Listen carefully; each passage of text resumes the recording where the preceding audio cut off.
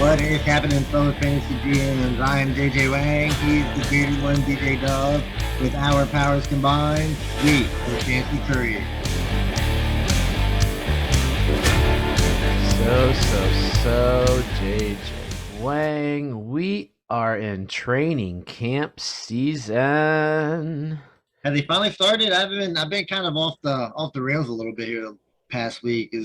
There's teams reporting. That'll be sort of the hit up of some of our first couple of news and notes here. Rookies have been in for most teams for a little bit. Some of the earlier teams are reporting I don't have a whole list in front of me of who all. I'm sure the Hall of Fame. Is there a Hall of Fame game? It might have been. Yeah, I don't know. I think it got nixed. Let's see. I hate the preseason so much. I don't watch it. I just pray that no one no one gets hurt. But then again, if you want to see a very interesting, I don't think there is a. Oh, it's the Raiders versus the Jags. I mean, I like both those teams, but I mean, no. I don't want to watch those guys play.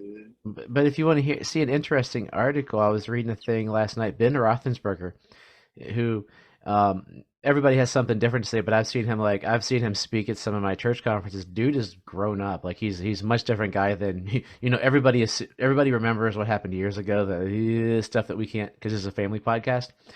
But he was like, these players today are so coddled. He's like, I don't blame them. He's like, when I came in. Tomlin never coddled me. I never got coddled back at Ohio, or I never ever. And he's like, some of these guys through the NIL stuff in college, they're getting paid from the time they're 18, taken care of. Coaches are wanting to give them money. They come in.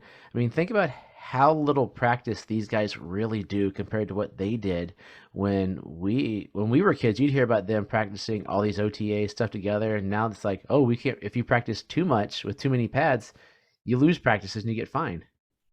I really don't. I mean, this might be a little worse, but it was 10 years ago, 15, 20 years ago. Dude, it's been like 15 years, 20 years. That's a long. Think about us 20 years ago. We're old. No difference than the guys in the 70s saying it about the guys in the 80s, and then the guys in the 90s saying it about the guys in the it goes on forever and ever. Every 10 years, somebody comes out and says this. We all know the NFL is different, and you're just jealous that you're not able to take advantage of it. So, I mean, I would be too. These guys got it made, and they should, because they bring in a lot of money. So, and I miss a good Oklahoma drill. You're not going to see that anymore because they might get hurt. Like I still think they're a little. They're more muscular. They're more musclier. They're stronger. They're bigger. They're faster. But it just seems like they don't. They're afraid to get hurt because the money is so big. Whereas when they weren't making money, those dudes were pounding each other and then going to work at, they were doing our jobs on the side during the off season. They're working in the butcher shop. They're working building houses, things like that. Then season comes in, they're strong. They're country strong, and they're playing a game. But these guys are still bigger, stronger, and faster than all those guys were in the past. So, I mean, and now these guys are able to take advantage of the money. I mean, geez. I mean, I can't blame them for that. Let's give them props. I mean, it's time these guys get their due. They're the ones doing all the work. They should be the ones getting paid. So you would say our podcast is like 1960s running backs who are making no money. We're kind of scrawny, scrumbly, and then you're looking at the other guys we listen to, and they're like the new guys. They're all big and strong. And speaking of that, we are the Fantasy Couriers. Check us out on Twitter. Email us at thefantasycouriers@gmail.com. If you like a good conversation, I've been posting daily comments on the Facebook page at the Fantasy Couriers. It's been cool conversations. I'm going to mention one here during our main conversation today. We talk about the negative zone, but hit us up on any of those. YouTube, we got some videos this week. We have a bunch of treats for you. If you've been watching the page, I recorded and talked about all the rounds of a startup draft I recently did. I combobulated that. That's not even a word, is it? I Anyway, mean, if you want to make it a word, I know what you mean. I combobulate. It's our country term. I combobulated it into a YouTube video and just record it as a podcast. If you want to listen to it, talking about players that win. So if you're looking to start up draft, what does it look like in 2022? None of them are the same because humans are humans and humans will change. But we have that coming out Tuesday. Thursday, we have the second in our educational series of what are different kinds of leagues. Hopefully that's helping some people as they're getting started. Hopefully it helps people to diversify too. Like taking a home league and making it into an auction league. That would be kind of fun if you you need an auctioneer and people just to sort of be there because eventually you've got to bid on someone, I would say. And you gotta find somebody that's willing to keep up with the money. Hmm. I mean, you gotta be like I'm not saying it's a lot of work, but like you said, you gotta have that. You said you made a program where it automatically already does all that. I can't take credit for that. It's our buddy Doug. Oh yeah, it's all Doug. Yeah. I just copy it every year, so He makes it easy for us. Appreciate it's that. available. If anybody wants it, hit me up. I'll email it to you. So yeah. Because I would still be writing it on a piece of paper, subtracting like that. It might take a while. I might let you lead. I might get some extra dollars out of that. So anyway, a couple of news and notes as we are getting into training camp. The pup list is the popular thing right now. Guys aren't getting hurt because there's really not. They're coming in hurt. So we're looking. I'm going to give you a couple of guys that are on the pup list. Now I want you to give me some just quick hit reactions. So what exactly does the pup list mean? They can't play for any parts of the season? No, this is the training camp. The training camp, no, not even that. Training camp pup list means right now you're physically unable to perform. During training camp, you can come off at any moment you want. Once it gets to the regular season, if you're on the pup list, they adjusted it. It used to be 6 weeks. And I want to say they moved it down to 4 weeks this year at their given that let them come back sooner. So you can come off of this at any time right now. Yeah, you can come off of it anytime right now. It could be long term, could be short term, but for there's three different scenarios going on within this pup list discussion to have. That's why I want to see what your thoughts are here. So sometimes it's guys coming off injury. So we basically have the entire Baltimore backfield. J.K. Dobbins, who's having a sort of a tisk right now with Ian Rappaport. He said he might not be ready for one. Dobbins is like, oh, I sure will. And then you got Gus Edwards, both of them coming off of injuries. Dobbins supposedly a little bit worse than Edwards, but they're on the pup list right now, meaning that Tyler Batty, Mike Davis, probably won't let him play because they don't even get hurt. Justice Hill's still on the team, right? Do what? Justice Hill still on the team? Oh, probably. I've heard zero Justice Hill trade, even from Baltimore people. So but Justice Hill's hurt too. So I didn't even see his name on the pup list. He might not. I don't know. But Dobbins and Edwards on the pup to start. What are your feelings on them going through preseason, heading into this season with them starting there?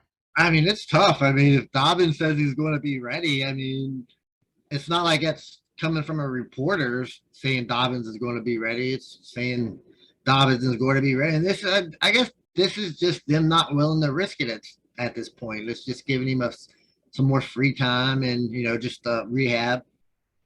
I think if Dobbins says he's going to be ready, I'll take Dobbins' word for it. I mean, of course, the player is always going to say he's going to be ready too, so it doesn't matter. But I mean, and Edwards, I have no idea. I haven't heard anything about Edwards at all, so he's not really as high as Dobbins is on the radar. So it's tough. You just need some more time for these guys to get ready. I guess we'll see how. I like to see Dobbins back. I mean, we've been waiting for him a while. Yeah, and he's oddly enough, he's a guy coming into the league I was never big on. I drafted him in the league because he was there, but I didn't have him anywhere. But recently, for some reason, there's something. I've got this gut feeling. Dude coming off a knee injury, you probably don't want, especially one that supposedly got worse. But there's something like, I don't know. I have this, he's my gut feeling guy this year. Like if we ever did something called a gut feeling episode, Dobbins would be close to my number one gut feeling guy that I just feel something good's going to come here because they want to run in Baltimore, obviously. In his rookie year, I think he had 9 touchdowns, something to that effect. And he looked solid. Like I thought last year he was going to come on, and I traded him away because I'm a dope. But there's a gut feeling weird thing about him going on to, I've heard, I forget how, it was Christmas 3 years ago was the last time, somewhere around there, that Michael Thomas scored a touchdown. No, there was a playoff win apparently, but Michael Thomas is on the pup list. Is this dude ever going to play again? If so, where does he fall in the spectrum of fantasy? Who knows, man? It's been like you said, it's been 2 years since he's actually played. I have no idea, man. I don't know if he ever plays again. I mean, it's been the same injury, right? This is Whole an time, ankle, ankle injury, ankle. right? This whole Yeah, it's time. So a I little bit don't, here and there, but if it's not healed after 2 years, I mean, you don't think it's going to get much better than it is right now. So we're I don't know. And he's getting older. I mean, obviously he's getting older. We all are getting older, but he's got to be pushing 30, right? I think he's 29 off the top of my head, but yeah, I mean Thomas coming in like I had some hopes for him, and I was like, he was great, big guy. Maybe Jameis will hit him in there. He won't have all the like before. I mean, there were other receivers, but not. I think he has a better receiving core than he did then. Because hey, guess I drafted Troutman in my league the other day. By the way, he'd be so proud Oh, of me. nice. But I mean, he's got Olave on one side who he could have the best rookie year if Thomas doesn't play.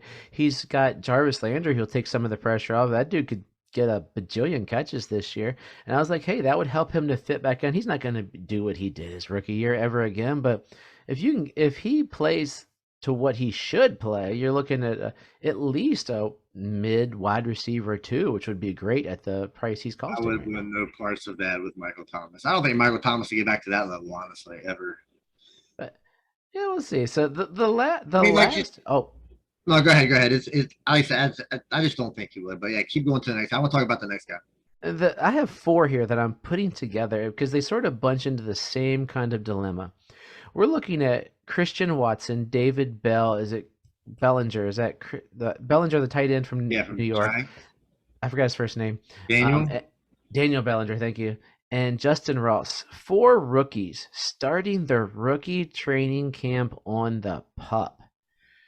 Uh-oh. Yeah, it's not great. So the guy that I want to bring up, of course, is Watson because I mean everybody thought Watson was going to be that guy, but if you're not earning like earning the trust of Aaron Rodgers early, it's going to be hard to break through. Ask Armani Rodgers. I mean, he didn't even play. Hopefully, I like this. Maybe Armani Rodgers gets a little more run, I think but that's a good year. I think this just makes more of a statement for Alan Lazard, right? I am.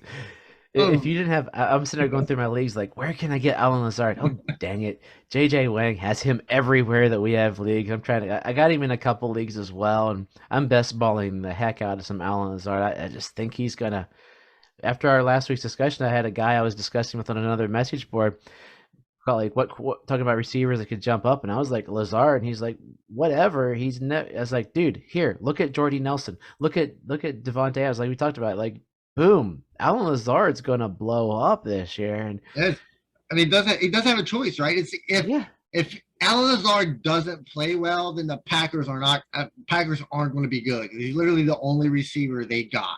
I mean, my other hope, I do have some Amari Rogers share, so I will take some of him blowing up because he was so good. He was so good for Clemson. I Yeah, liked watching him. I don't think it. I don't. I think there's no other way this goes. Alan Lazard getting a bunch of targets, right? I don't see it going any other way. I Aaron could Judge. be I could be completely wrong, but I just don't see it going any other way. And on that team, Tanyan is also still recovering from his ACL. He's on there, but I didn't throw him in there because you don't like tight ends, so I want to keep Yeah. it quiet. But we're looking also. I mean, you got Bell in Cleveland, who I think most of us thought would be okay, but we're waiting. He needs Watson, correct? Oh yeah, I don't think I don't really expect too much out of him. He might not get any run this year, honestly. Of this four, Bellinger was the guy who I thought would have the best rookie year, honestly, because he is right now trending as the number one in New York. And if you can be a number one tight end, there's always possibilities you get the touchdowns with Dable up there in the Giants. Maybe Jones something clicks. I don't know, but Jones isn't. He's going to fall over the 1 yard line or throw to a tight end would be my thought. And Bellinger has looked really well, and the coaches have been heaping praises on him. Yeah, I picked him up, so I don't know anything about the guy. I picked him up in a league, so I guess I'm rooting for him now because I got him somewhere. But like the next guy is the guy that I was Don't. hoping for. That's Justin Ross. I mean, not good for him to No. already be on the pup list, missing time. It's not good for an undrafted rookie. It's gonna be really hard for him to make the team anyway. I guess it might be a practice squad guy. Maybe you can always bring him back. We'll see. But yeah, he needs to be on the field as much as possible, I would think. Yeah, I mean, coaches have been really liking what they saw from him. It seems like Andy Reid saw that it was something with his ankle that it was from his last November injury, and they sort of told him to go get this done. So maybe that means they see a future with him, and putting him on practice squad is going to risk someone else grabbing him. So they'll have to decide that when the time comes. But yeah, there's pup guys more are going to come through in the upcoming weeks. We'll hit them up as we get in. Hopefully, no injuries come through because I don't want to talk about that stuff. All right, we'll be talking about it all year. It happens all. Can't get away from it, man. Yeah, just so we can go back to the Ben Roethlisberger days where they just tackle every practice to get hurt more and more, right? That's what we want. I want less of these guys in training camp, right? Less in the preseason. I want them to play. I don't want them doing any work at all. I'll tell you what, Justin Ross wants more training camp because training camp is really not about the J.K. Dobbins, the Michael Thomases, the best editors. Training camp's about the Justin Rosses. You go deep. It's that fourth string receiver who might. I mean, who was the salsa guy from the Giants years ago? I know who you're talking about. Oh man, I'm brain farting in the middle of recording. I should, if I was a professional, I'd pause this and figure out what his name is. And I'll probably pause it and say his name in a little bit here. But, those guys that come out from nowhere, you look at like that third string running back who might all of a sudden take over. Maybe this is what will have them go, ooh, Marlon Mack's not that good, but Pierce looks pretty money. Yeah.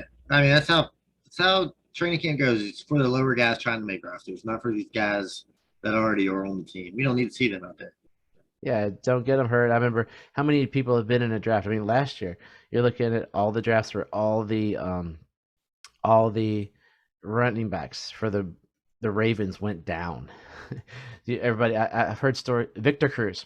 I've heard stories of guys. Yeah, you were in, I think, one where somebody drafted Gus Edwards and bam, J.K. Dobbins, bam, Justice Hill, bam. We all got hit there the entire time. Yeah, it happens, man. So that's why you got to prepare for it going in, man. The last couple of weeks, we've pretty much been talking about guys that we're sort of high on, guys we like, maybe guys we like more than others, just in general, guys. This week, we thought we would enter the negative zone. Yeah, this is the hardest part about fantasy, because I like to be positive on everybody, and I really don't like to talk about the people that I really don't like. So I like everything to be positive. So this was actually kind of a harder concept than I thought to put together when I started doing it. I have to agree with you. As I was sitting there, I was like, holy cow. The negative zone, I was thinking, these are guys that maybe I'll never draft, but I've come to the point where there is no such a guy that I'll never draft, and it's probably because I have too many teams. Generally, for me, some of the guys, so I ignored some guys I usually talk down about, like I'm not a big Swift fan, we know that, but I'm still trying to get him.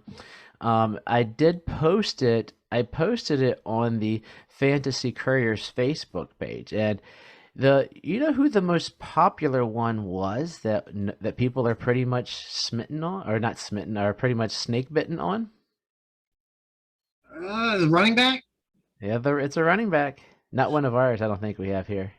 Maybe I'm thinking maybe like McCaffrey or Henry, maybe Kamara.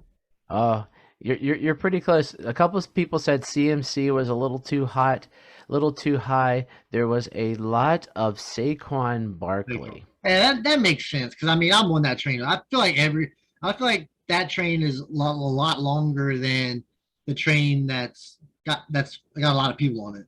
So, I mean, yeah, that makes sense. I'm the weirdo. Like I am probably the only person left who is like, I think he's finally gonna get it. I'll be suckered for Barkley forever. I don't know why. It could be because he's built crazy. Michael Thomas was a popular one. Damaged goods was the word used for Michael Thomas. Barkley is a popular one. Your boy David Montgomery was mentioned in there. Even had a sectional thread there about Cam Akers.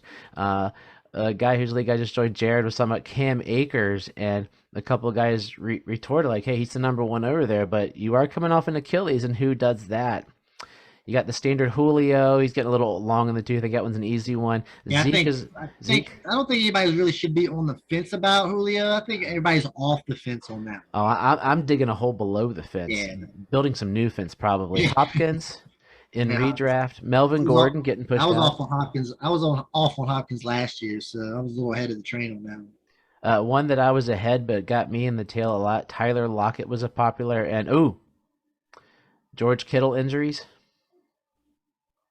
Well, it's a popular one. Yeah, I don't think I'm off of George. George Kittle's a good one. I mean, George Kittle's a good one, but I don't think I'm on the fence about him yet.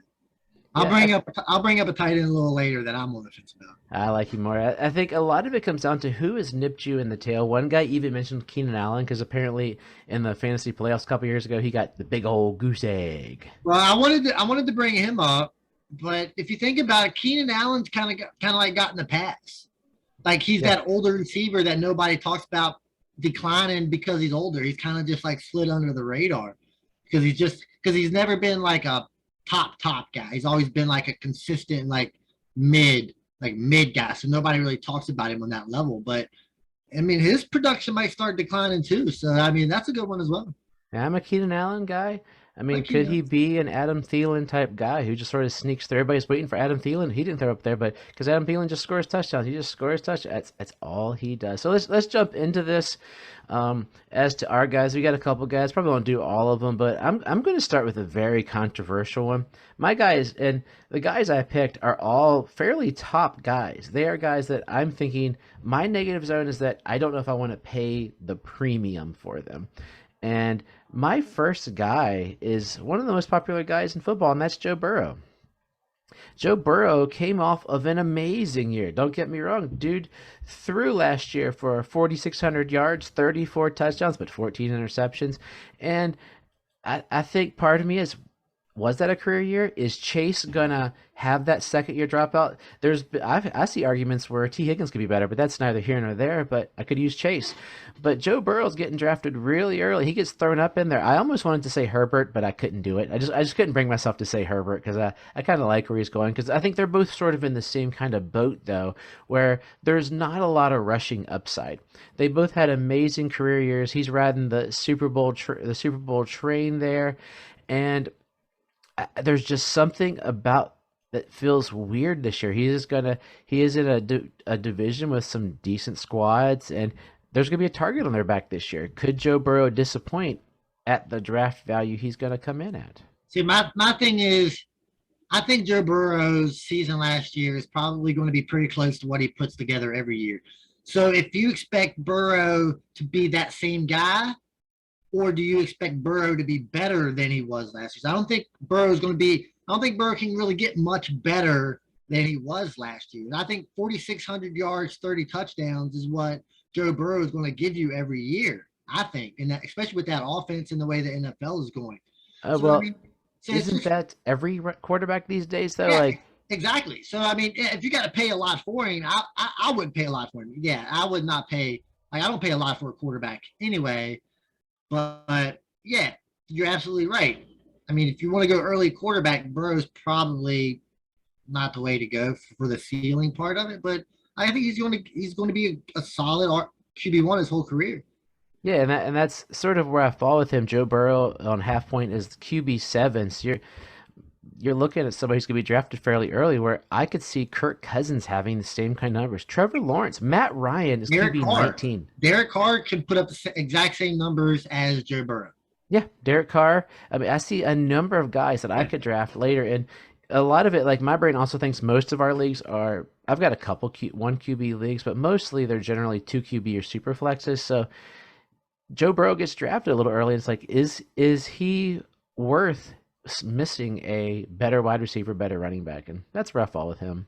He's going to be great. He's not going to be terrible. And one quarterback league, I mean, I don't think there's not a whole lot of quarterbacks that I would give or any of them. So Josh Allen barely.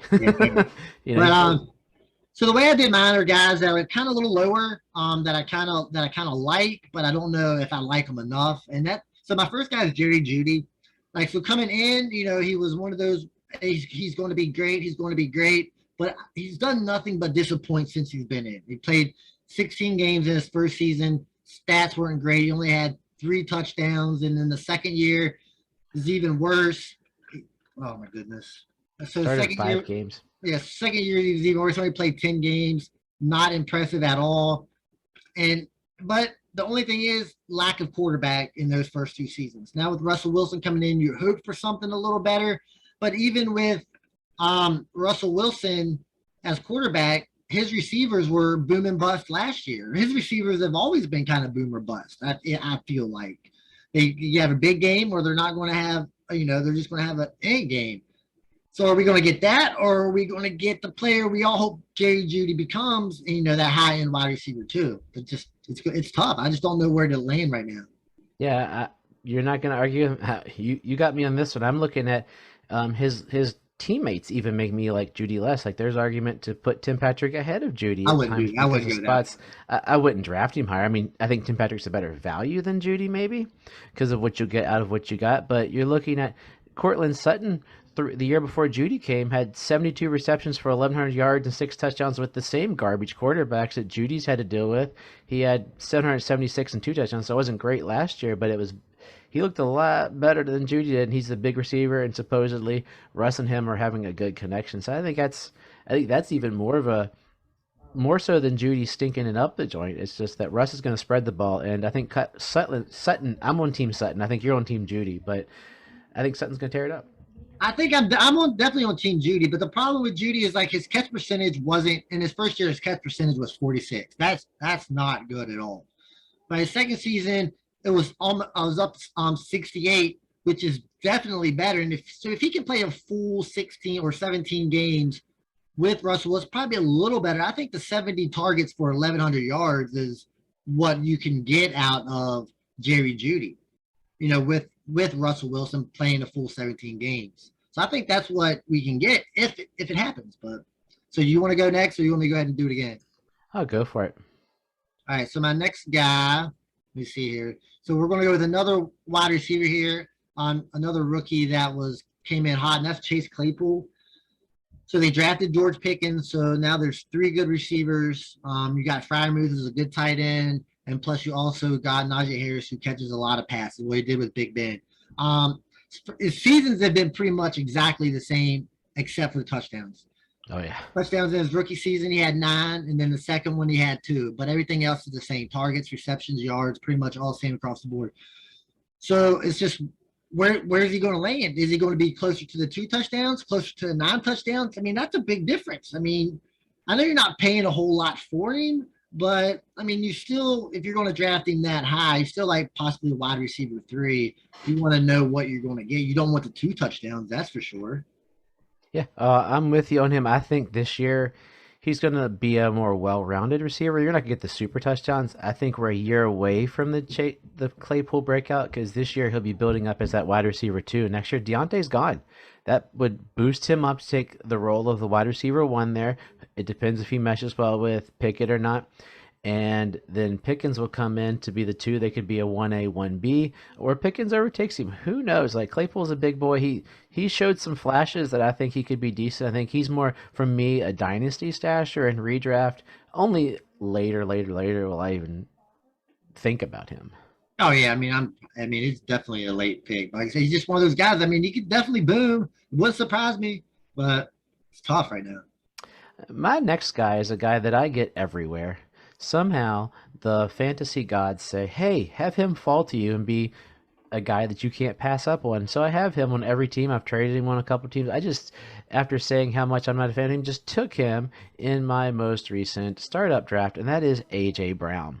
A.J. Brown came from a running team where he was touted as like the greatest receiver in the world. He has never eclipsed 1,075 yards. He's had a decent touchdowns if he's healthy. He had 8, 11, and then 5.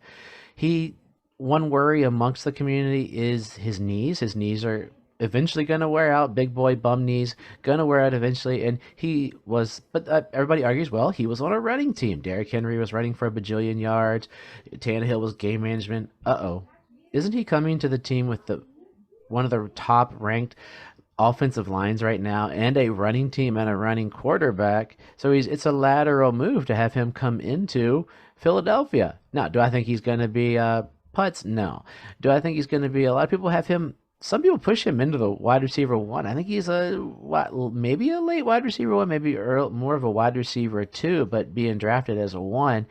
And A.J. Brown scares me from that point because Smith looks so good, and I'm rooting for him because I want Hurts to do well, but he scares me a little bit. Oh, absolutely. I mean, of course, he's not only is he going from a running team coming to a running team, he's also, what makes even more of a negative here, he's coming from a team where there was very few options to a team where now he's got to compete for targets. He didn't have to compete for targets in Tennessee. He was the guy. Now you got another first round pick in Devonta Smith, and then you got a legit tight end that really came on at the end of last year. So he's going to be fighting for targets, unlike he did in Tennessee. So that's a tough one. I mean, AJ definitely a guy I'm on the fence about. I don't know which way to go with him. I'm sticking with controversy here with my next guy. My next guy is one of your favorite guys. He's a dynasty darling. I mean, there's been arguments in tight end premiums for him to be the number one pick even. That's Kyle Pitts. And I'm thinking strictly redraft this year. Kyle Pitts is going to come into this year basically as the tight end one, wide receiver one for the Atlanta Falcons. Kyle Pitts' quarterback is Marcus Mariota or Desmond Ridder. Kyle Pitts is going to be double teamed, triple teamed. He's a big boy, 6'6", 246.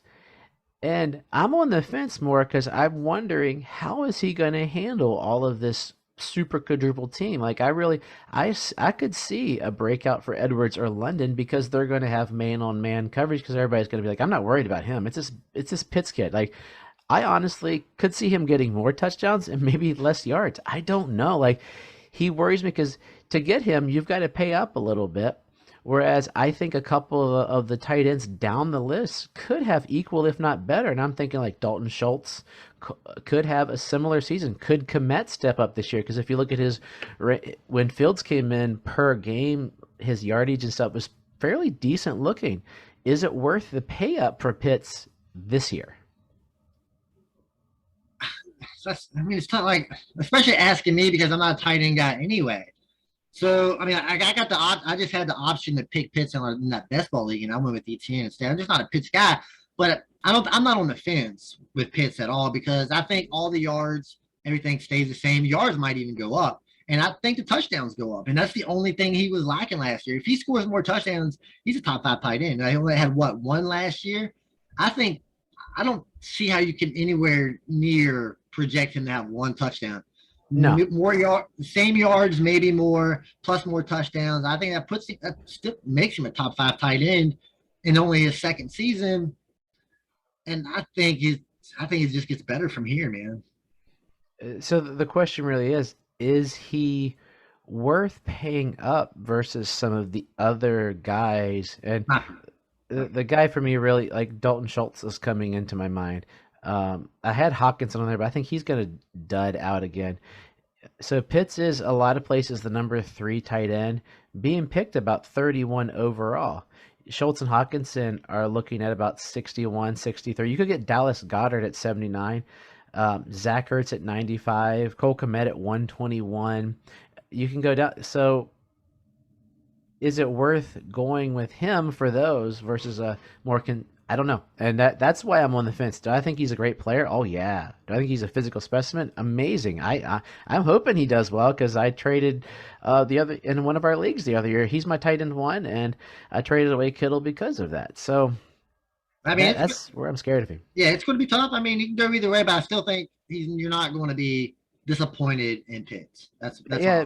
Maybe it's not so much disappointed, but you have that other hole you got to fill because you left something else empty there. So you're on the tight end train, right? I'll go with the tight end that has been to the top of the mountain, and now starting to come back down, and that's Darren Waller. So back when Waller was at his peak, he was the only target in town, right? They didn't really have much else, so he was getting 150 targets from Derek Carr. So that happened, 2 years in a row, 3 years in a row. He was really good, and then last year he gets injured. What's the receiver? Zay Jones or the Hunter Renfrow. Yeah, the white. So Hunter Renfrow became a target while he was hurt. He had a good season. Now they bring in Devontae Adams, and now Waller may be looking like the third option here, and that doesn't bode well. Now, granted, it doesn't take much to be a top tight end, but I don't see you paying up for Darren Waller. I think Darren Waller is closer to like maybe 10, 11 tight end at this point because there's several guys that I would pick over him. Oh wow! Like I'm actually higher in Waller than I have been in a while. I think some of that pressure he was getting, some of the reason for the decline in him, other than injuries, which happens to pretty much anybody, was the extra double teams. He's not going to get that this year because they've got to. He won't get the two guys. He won't get a linebacker in a corner on him or whatever he's getting on him because they're going to have Renfro in the slot on one side. They're going to have Adams over there and him. So he's the third option. And another thing that I heard, I think honestly, I think he's even kind of doubting himself in this position because his contract isn't up, and he's asking for an extension coming off a season where he was injured and underperformed. So now he wants to get paid coming off an injury-riddled season. So I think I think he sees his own writings on the wall that him being paid as a top tight end might be over. He's trying to cash in before it gets much lower. That's how I think he saw the Christian Kirk contract and said, "I'm going to take anything I can get." Yeah, I mean, but would you pay Darren Waller coming off the season he just had when you just got a big-time receiver and now he's not the number one option anymore? But I think he to him and Pitts on Fantasy Pros half point PPR are 2 picks apart, and I I probably would. I'm a tight end guy, and I would probably skip them both. But I would probably lean Pitts. I don't know. It would depend upon where. I think Pitts will fall a little higher in a lot of my drafts than he does on that than he's in that rankings. But I think Waller's gonna, without having those double teams, I think it's gonna help him produce a more consistent season. Is he gonna do 107, 1195, and 9? Probably not. Could I see him getting 75, 80 catches for 900 yards and 9 touchdowns? Quite possibly. I could see that because it's the West. The West is the best, and they are going to roll. Yeah, I mean, it might. It's possible, but I just think there's not going to be enough. Like those touchdowns won't come with Devontae Adams. Hey, you want to wrap up with some running backs? Yeah, so I'll go here. I mean, this one's kind of pretty much. I feel like everybody's kind of on the fence with this guy. Yeah, me and too. That's Elijah Mitchell, just because of the situation that he's in. And then Shanahan even came out this week and said, he wants to run a committee. So it's just going to be whoever's hot. I think Elijah Mitchell will get the first shot.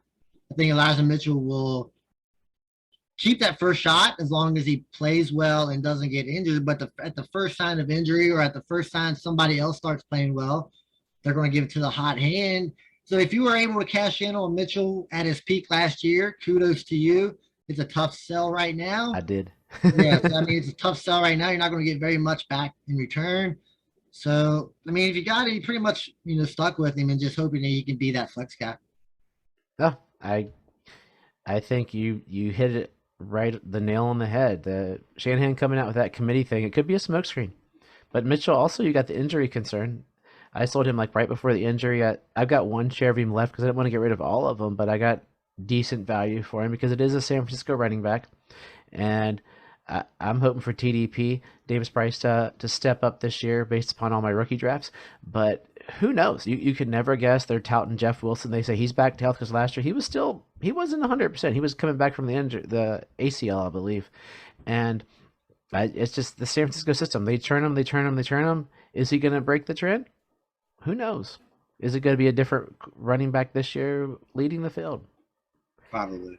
Yeah. So my guy isn't so much that I think he's going to be terrible. It's along with my whole theme here is a guy that Najee Harris. Mine is the negative zone. Mine should be called Fear Factor. These are guys my guys are all guys that sort of scare me. Najee Harris is being drafted around the eighth pick in the draft, so he's after the big couple there. Ahead of Chase, Mixon, Kelsey, Swift. Swift I don't even I might take before Najee. I'm worried more because Najee's going to be on a team with Mitchell Trubisky or a rookie quarterback with a line that is so-so. He was a so-so line last year. And are they going to feed him like they did last year? Probably. He doesn't have Big Ben to give him the dump off. And that's where a lot of those extra points that got Najee so high were. He had 74 receptions last year, only 6 yards per reception, which is kind of crazy to think about. 74 receptions, and I think that's going to come down. So is he going to be the number 8 running back? No. Is he still a good dynasty stash for when the Steelers super rebound? I think so.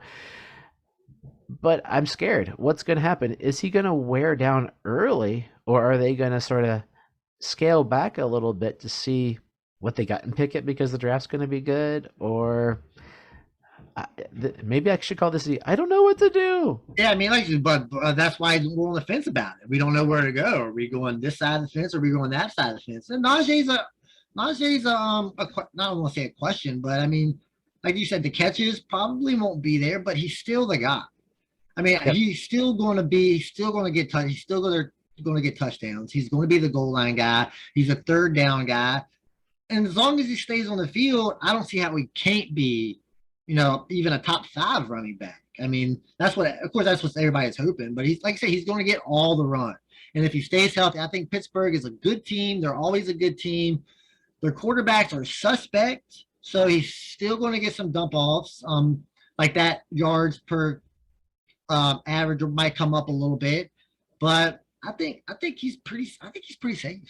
I really hope so. One of my best teams has him on there. I'm just scared. It's something. He's a running back. You're scared of every running back. Like but there's no one. Who do you put behind him? Like I'm scared. Terrible. I mean, I'm scared of Jonathan Taylor just because he's a running back and there's 20 opportunities in a game for him to get hurt, as True. opposed to every other player that's only got like 5 or 6 opportunities to get hurt. Like I'm scared of literally every running back. None of them are safe, man. It's just how it goes. I think that's why we were talking before the podcast about how you were drafting receivers, that you're sort of coming to the dark side more because they don't get hurt as much. I'd rather throw 8 dumpster running backs and hope someone hits. Especially, like you say, now that the leagues are more PPR, like receivers, I feel like are just worth more at this stage. And the running backs, with the way they get hurt, they're just going to keep falling because nobody wants to take a risk on them. Because your first round pick is so important. But at the top, I think you still got to go strong running back because you can't pass it up and be wrong. You just live biting your nails every week. But hey, guess what? JJ Wang, guess what? What? Yuck time. So it is time for JJ Wang's favorite part of fantasy football, kickers and defenses. And we have 2 that we're going to highlight this week during Yuck time for your leagues that still carry them. We're both in a couple. And I grabbed some of the low-hanging fruit, and I grabbed mine for a purpose. This week I picked kicker Dustin Hopkins from the Los Angeles Chargers. It seems like the low-hanging fruit to pick, but he's actually the lowest-ranked kicker in the AFC West. The AFC West is going to put up points. He's actually ranked outside of the kicker you would draft unless knuckleheads in your league draft 2 kickers. He's 16th ranked on Fantasy Pros right now. So my idea when I have leagues with kickers and it's a redraft, I don't draft a kicker unless I'm required to. I wait and then I pick up someone. I play waiver wire kickers for this season. So the West is going to score. He is the 16th ranked. Draft a receiver or a running back or someone who might pick up some tread during the preseason and then pick him up right before the season because he's on a stellar offense and will put up some points. Yeah, I never really understood about people if you don't have to draft kicker, why they draft a kicker. Because I'd rather you take a chance on a receiver or a running back, and if they don't work out, I mean you can drop them and just pick up your kicker later. But just get that guy that might pop. But I went with the defense this time since you went the kicker. And the way I do defense, I mean, defenses are probably the most spontaneous points in fantasy football. I mean, they're the ones that you just have no idea because the number 1 team one year can flat all the way down to like number 2017 the next year. So I like to look at teams as far as consistency, like who's just always good. So this way I'm going with the 49ers. I mean, there's not a lot of reason. They're just usually pretty good. They're like a running team. I guess you call them a running team. So they're not going to run as many plays. They're a good team. The scores are going to be close, so it's probably not going to be as much scoring. So that's what you kind of like. I think they'll probably get turnovers. They're going to be winning. They played the Seahawks twice. Yeah, and they're usually good. I mean, that's just how I go with defenses until they prove me wrong. But 49ers. Plus, I like the 49ers. Yeah, they're one of your 17 favorite teams this year. One of my I'm gonna have to let people choose who's gonna be my favorite team. Like I get a list of 4 or 5 teams and who they want to be my favorite. That's who I'll root for.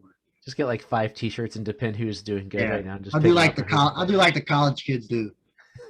You're like a 9-year-old boy in school. I like the best team in the league. This year, I am taking my talents and going with the Houston Texans or the Buffalo Bills or something. We'll figure it out. That wouldn't be trendy, though. I mean, think about how many 22-year-old Patriot fans there are, because that's all they know. Oh, there's a lot. They were good. I knew a kid who's 20. He's never known losing. I mean, that's what pretty much everybody. I don't say that's what everybody does, but when you're Yeah. 8, 9 years old, I mean, you're not going to root for a loser.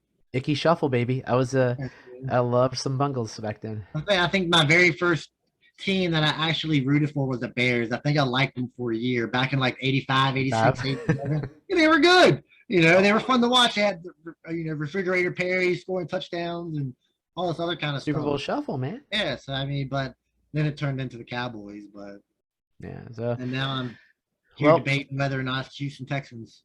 We got through the negative zone. It wasn't as easy, I think we mentioned, as we thought it would be, but we're going to get ready for some positivity. Training camps will be in full action next week. There's special shows this week. We're going to start going through. To JJ Wang's chagrin, we're going to be doing some rankings, talking about positions and position battles in the next couple of weeks. So give us some wisdom to go out on, JJ Wang.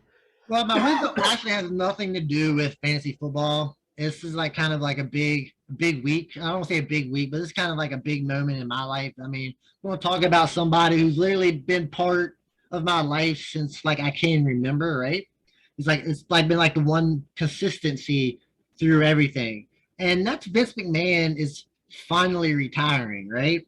We all know, I mean, circumstances are whatever they are. Not what you want to carry, yeah. He's finally retiring. I'm not going to say I'm upset because I was never a great, big, huge Vince McMahon fan. But without Vince, we wouldn't be where we're at now. And I think wrestling will be better without Vince because we got a newer minds coming in. We're not stuck in the 70s. We're not stuck with just one person making decisions.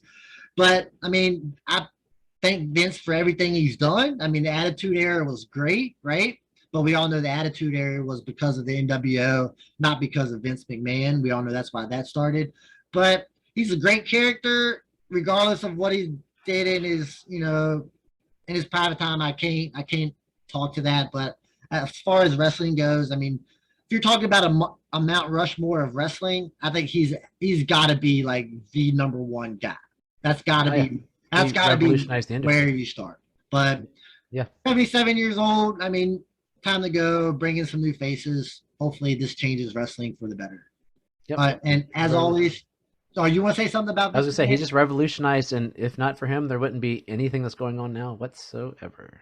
Yeah, it'd be totally different. But I'm not going to change. I'm still going to watch it, still going to pay attention to it. And as always, trust yourself and trust the process.